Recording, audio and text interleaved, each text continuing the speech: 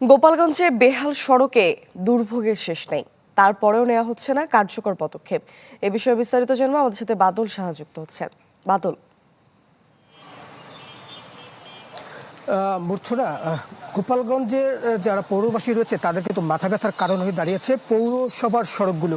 কারণ এই সড়কের প্রায় 90% সড়ক কিন্তু খানাখন্দে ভরা, এবং ফলে কিন্তু এই যে পৌরসভার যারা বাসিন্দা রয়েছে তারা কিন্তু এই সড়ক দিয়ে চলাচল করতে গিয়ে প্রতিনিয়ত সমস্যার সম্মুখীন হচ্ছেন। আমি যদি একটু চিত্র দেখা, আমি কিন্তু এখন রয়েছি গোপালগঞ্জে যে পৌরসভার ব্যস্ততম সড়ক যে পোস্ট অফিস মোড় সেখানে রয়েছে। এখানে কিন্তু যে সড়কটি দেখা যাচ্ছে এই সড়কের কিন্তু বিভিন্ন স্থানে কিন্তু খানাখন্দে যে ভরে গেছে, এবং গর্তের সৃষ্টি হওয়ার কারণে বর্ষা মৌসুমে কিন্তু যারা পৌরবাসী রয়েছে তাদের কিন্তু চরম ভোগান্তির পোহাতে হচ্ছে। ডিজাইন, এলিগেন্স, বিউটি, সেরা পণ্য সবার জন্য জেভিকো। ফলে কিন্তু তারা বিভিন্ন সময় পৌরসভা যারা কর্তৃপক্ষ রয়েছে তাদেরকে কিন্তু তারা জানিয়েছেন যে এই অন্তত নতুন করে সড়ক নির্মাণ করা না হলেও যাতে সংস্কার করা হয়, বা গর্তগুলো ইট বালু সিমেন্ট দিয়ে যাতে ভর্তি করে সেটি চলাচলের মতো করা হয়, সে বিষয়ে কিন্তু এখন পর্যন্ত কোনো পদক্ষেপ নেয়নি। ফলে কিন্তু প্রতিনিয়ত বা প্রতিদিনই